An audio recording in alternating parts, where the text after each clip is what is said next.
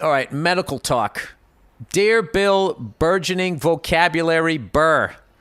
I know that's said with a bunch of sarcasm. Oh, man, I learned a new French word. What was it? Renseignement. Excusez-moi. Je voudrais un petit renseignement, monsieur. Piece of information. Is what I'm trying to say. I usually let your discussions of medicine fall by the wayside.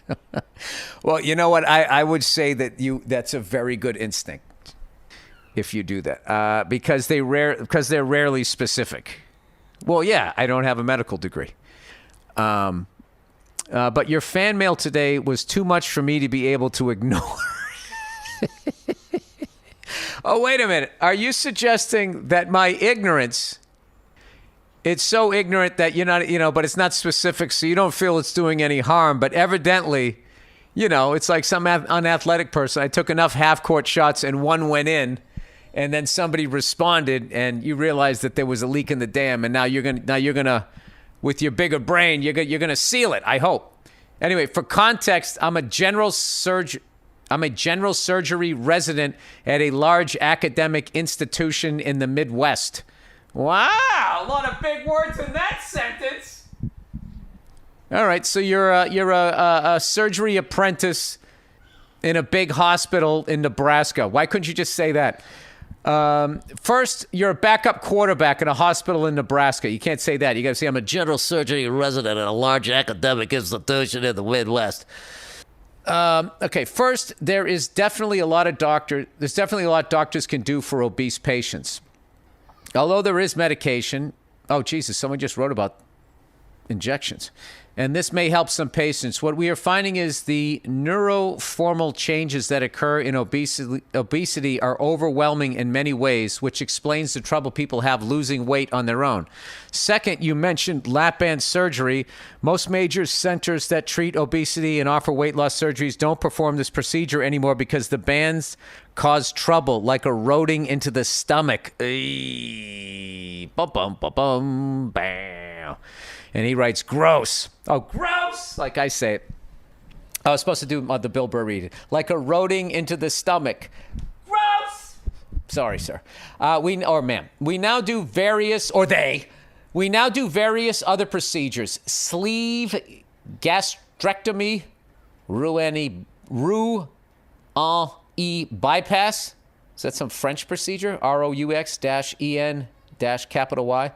Duodenal switch, to name a few, that alter the hormonal system in addition to offering a restrictive component, which means you make the stomach smaller so that you feel full sooner. In regards to cancer detection, what was written from another listener isn't wrong, but is horrifyingly incomplete. All right, this had to do with sugars, and I don't remember what I read. I'm going to go Reagan here and say I don't recall. First off, what is being described is called a PET, P-E-T, position emission tomography, CT scan. It had something to do with them shooting sugar into your body, and the sugar goes to the cancer, meaning you should stay away from sugar because sugar causes cancer. That was the lunch pail Louie sort of response that I had on this from a listener who also wasn't a doctor or a resident at a academic institution in a Midwestern location, which can be used to identify certain types of cancer. It's true that a radio labeled tracer is tagged to a sugar moiety, which is taken up by cancer cells. However, the truth is that every cell in your body uses sugar as its fuel. All food you eat is ultimately processed down to sugar. In fact, when looking at these scans, there is an orange haze produced as a result. What happens in cancer is that the cells are rapidly growing and thus need more fuel, so they take up tons of this sugar and thus look very bright on the scan. But most cancers aren't detected this way. Breast cancer is identified on ultrasound or X-ray. Mammography. Colon cancer is identified with the colonoscopy. Hey, I've been there twice. Nothing identified, but they definitely looked around. I hope you've at least one given. I can see your scrotum peeking out from your pant leg. You get the point. Yeah, I think you're trying to say I'm old. Yes, I've had two. Is it my voice? I've had two. Anyway, parentheses S. Anyway, your comedy is excellent, and the podcast get me through so many chores around the house without wanting to die inside. I love that you're constantly working on yourself and your anger, and I am working on mine too for our first child, a girl. Oh, congratulations. Who will be here before I know it. Deep dish sucks and go fuck yourself. Dude, you're having a girl. That's going to be the greatest thing for you and your anger. Because now, you probably, I think if you're an angry person, you were treated like shit growing up, so you have some sort of self-loathing. So even if you want to do it for yourself, your self-loathing kind of gets in the way of it. When you have a daughter, forget about it. It's over. Now you have something undeniable that you have to do it for. That's why I was asking my daughter those questions.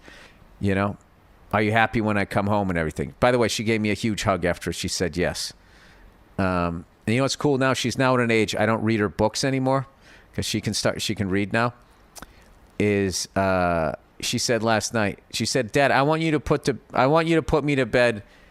And then she said something like, "Lie down and talk to me and ask me the questions you do." So what I do is at night I just lay down next to her. Hopefully I don't fall asleep. Her bed is comfortable, so I just lay down.